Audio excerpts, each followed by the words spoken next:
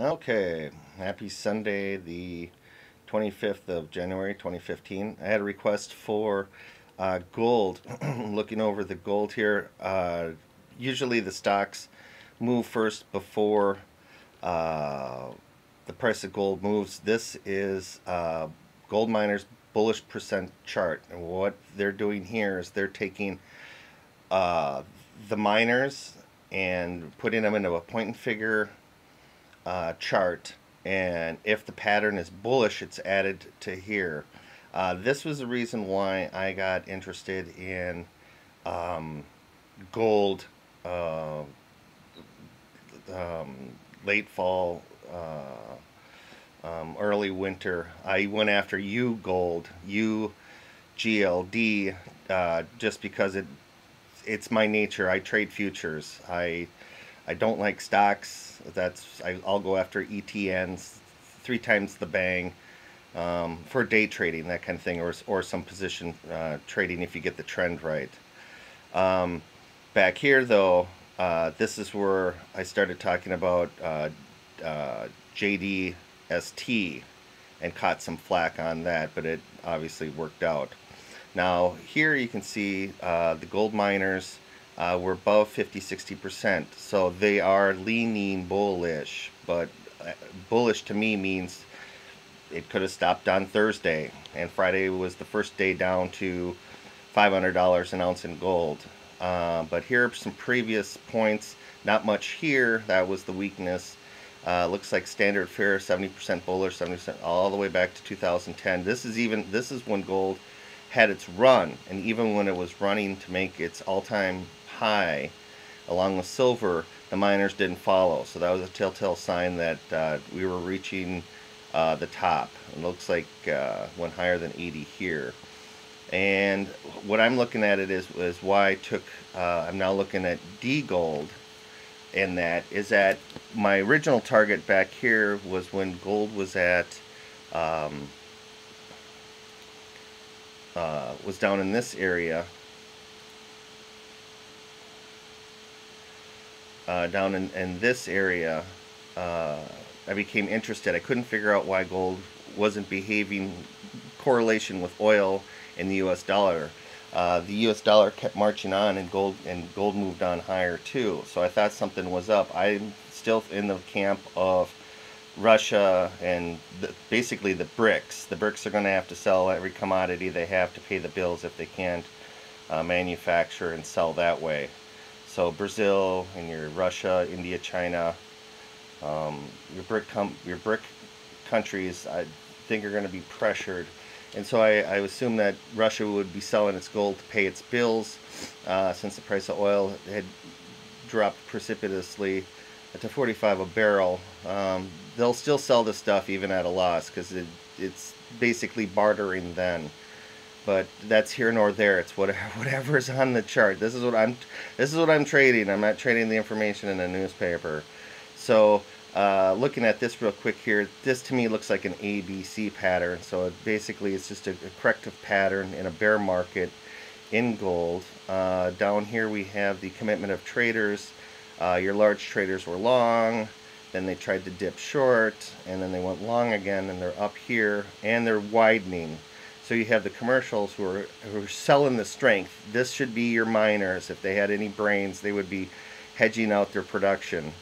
But you're going to see a lot of these mining companies over the next 5 years or so just going belly up. Same thing they did after the peak in 1980. By 85, 86, it was just a disaster if you were a bull. But here you can see this was the trend up, peaked. Basically this is distribution, comes down. I'm assuming that this is distribution again in gold. My target when I was down here was for 1320, so unless we clear 1320 on gold, I have to believe it's at least a sideways to down. Now mind you, if we clear 1320, there'll be 1350 and 1400, but we'll discuss that then. If we clear 1320 on a closing basis, I of course would like to see it done on a Friday, so it adds momentum to the bar. Your commitment of traders report that I showed, this comes out about every week from the United States government. Thank you very much. John Q. Taxpayer. And this shows the poker hands of the players. Who's long, who's short. The commercials, or your banks and your miners, and your large specs, which is your hedge funds, and then your little guy. And see if I can locate gold here real quick. There's oil, New Zealand dollar, and we're up to commodities. And there we go. What's this say for gold? Bias is bullish, trend is increasing, and you had an increase in new longs, 5,000 new contracts, net change. This is from Tuesday's data. So up to Tuesday they added, from Tuesday to Tuesday they added 5,000 new longs. But they didn't catch Friday's pullback. And Friday, gold, either it has to make a reversal tomorrow and go towards the highs, or if it continues on, it's going to look like a jab, and then we'll go slice right through the bottom. The dollar is pressed up there pretty good right now. My target next is 105 after 95. And why don't I not see? Oh, here we go, gold. Okay, so this goes back to the beginning. The red is the price, and this is the position. As prices go higher, naturally more people are getting long. Here you can see where your net position superseded price. So what this is telling me is that were too bullish on gold to pull up the price. And then of course it reacted, and then they came out of the area. They tried again, and now we went back up. So now they're even more bullish now on gold than they were at 1350. So this is going to tell me two things. It's either going to tell me there's a lot of people who are late to the party, or there is some underlying strength. I'll have to go back and look further, but as you can see, this area was a top, this area was a top with the number of players, the net position, and here we are past this. So I'm going to say Friday's action was a little more telling than what I think the bulls really do understand. And here's a pairs trade of up gold versus down gold, and I do this to include every excuse that the traders come up with: your decay, your contango, your backwardation, your 1.7% management fee, whatever you want to take, however way you feel bent by the man, it's all plugged in here. So if D gold has drag for contango, and it's all priced in here, so everything's here. But what I use these for is basically sentiment. All right, and we basically came down here and we bottomed in November. Now here's another one on top of this one. If I remember correctly, the U.S. Mint takes orders for gold and silver coins, and they take the gold from Fort Knox or the New York Fed, and they run it to West Point, and they mine the coins there, but they're sold from the U.S. Mint, I believe, out in Denver. Okay, so they take orders in November, and they start mining or minting these coins in the winter. Okay, so if I'm in the gold business or the silver business, I would definitely, if I place my order back here, I definitely want to run this up so I can get to sell my ware. Okay, you're following me on that one? That's how that works too, just like with crop prices. Crop prices are cheaper typically at harvest, and there's more scarce in the winter time. And so that's this on here. I want to go and look at, let's see if I have one here handy. Okay, here is just the gold itself on a daily. Let's cut it back to a monthly. Take a look at the big picture first and then work your way out. Okay, this is the run in gold, and down here, even after 9/11, it still came down. So this is gold. Through here we peaked. These are volume candlesticks, so the volume's in there. So you see a whole bunch of people in this month got in, and then a whole bunch of people got out. That's basically it. This was the top in gold in US dollars. Okay. And so then it worked its way down. This is 300-point drop, and now we're doing the same. We're how do you know it's not this pattern all over again? Let's see here. Pivot 1340. So if I go through 1320, if it does, then 1340 is on the list. If you go back the other way, pivot is 1235 on a monthly basis. So we'll change that because you guys aren't going to want to hold it all the way down to here. Because if it does roll over, then we're going to head. We're just going to continue on because you can see it go this way, go sideways, and then we're on the other side of the mountain, as they say. Let me drop this down to a weekly. And you can see here on a weekly, we're basically back into a sideways. This was a breakout to the downside and it didn't hold. I call that a jab. And then typically what you do is you blast through the other side, which would be up in here. Okay. Daily. Whoops.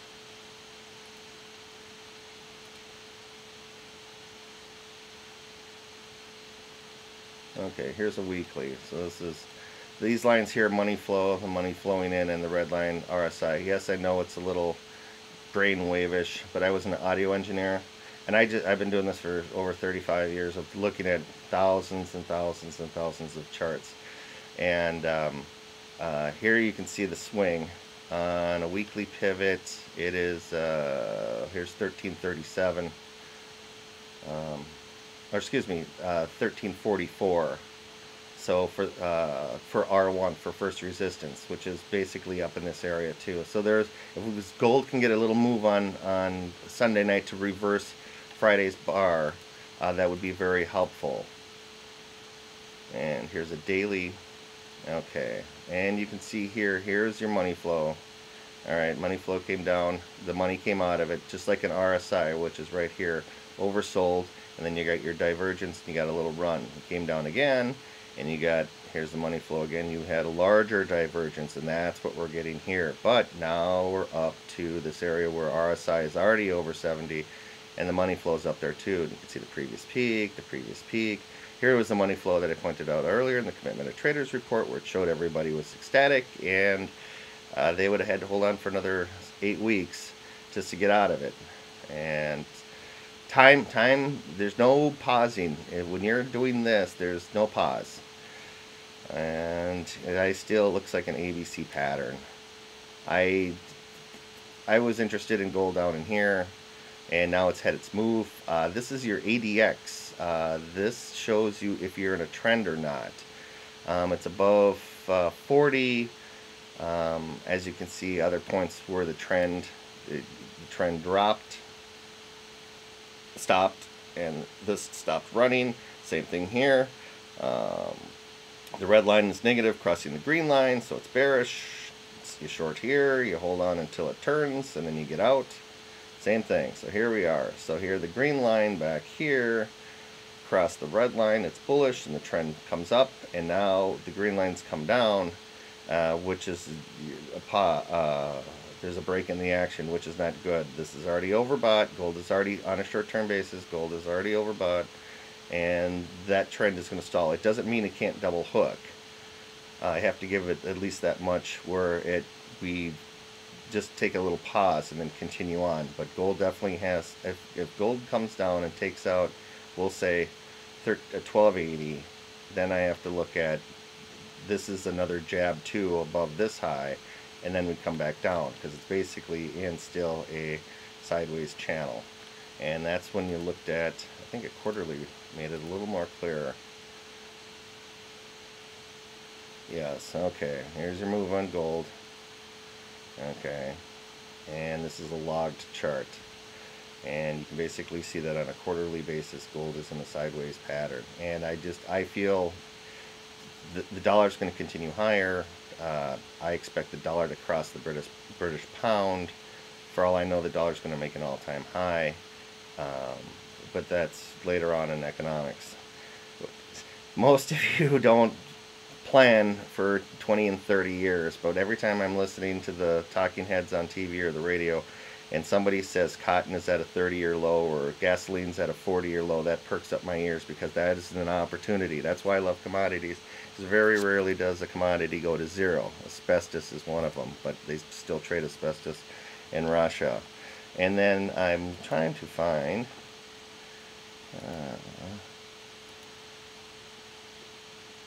alright, looks like we're going to have to change this.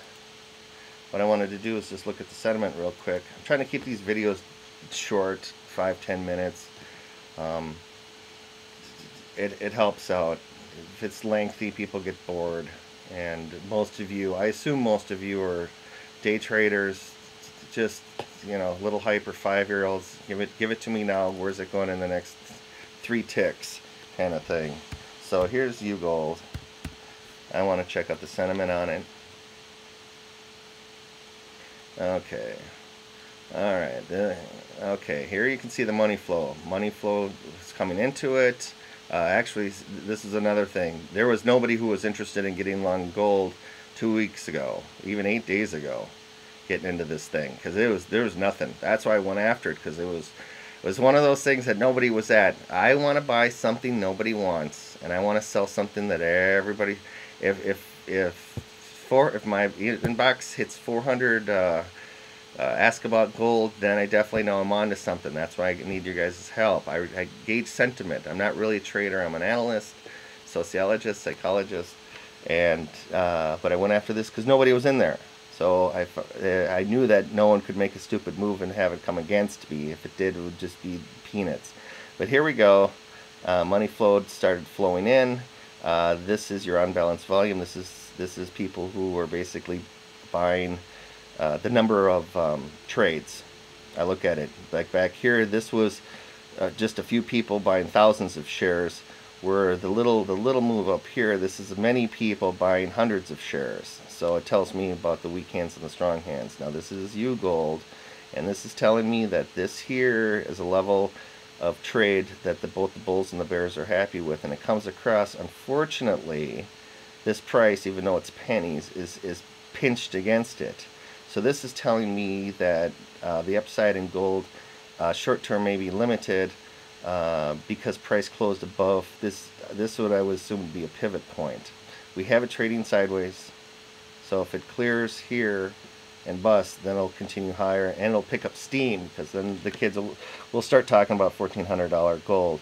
But with this price closing below it, Friday's action, and that we have a lot of people in it, there may be a pullback on UGLD down to 1350, but we'll know more. I think around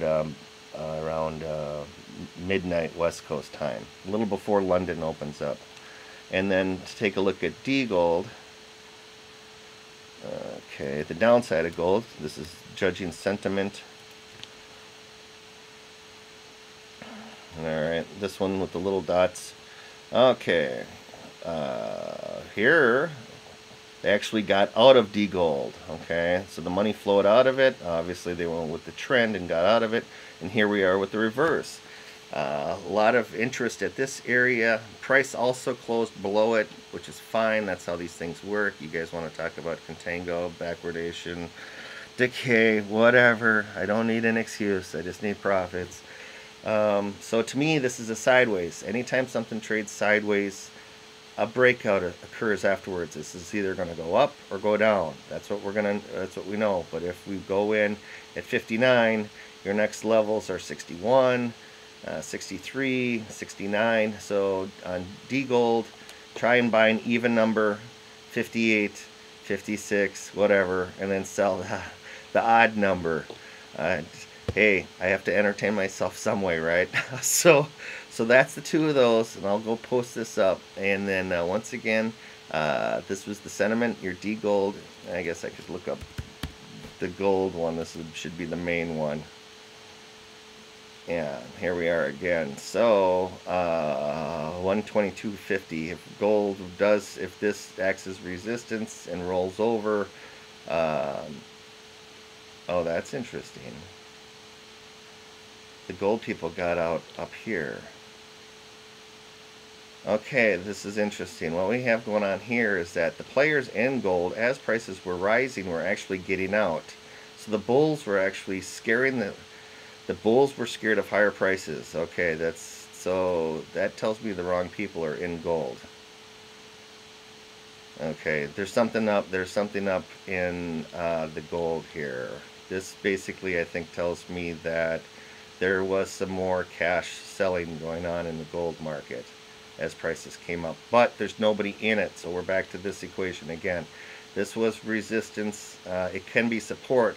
But what'll happen is if we clear 1320 on gold, all of the kids, every day thousands and thousands of new 18-year-olds open up an account and take whatever $5,000 they have, and they go get educated. What this is telling me here is that nobody's in gold on the GLD. They all got out on the way up. They sold into strength. So that tells me if you're in gold, you're you're either very, very, very bright or very, very, very not so hot. That's what it basically tells me, because there was physical selling. It looks like physical selling of gold on the way up. So somebody's getting out. A player is getting out of gold. Now, if gold does continue higher, what's going to happen is there's going to be talk of 1400. I'll stoke the fire too. And since there's nobody in gold because they got out of it on the way up, they're going to have to get back in, because that's how it works. Prices go up, people have to go in, right? Except for this part here, but we won't discuss that any longer. So there you go. This, to me, my bias for gold is basically sideways. But if we break through here, that should start the equation down to, I think it's 900, 950. Okay, and there you have it.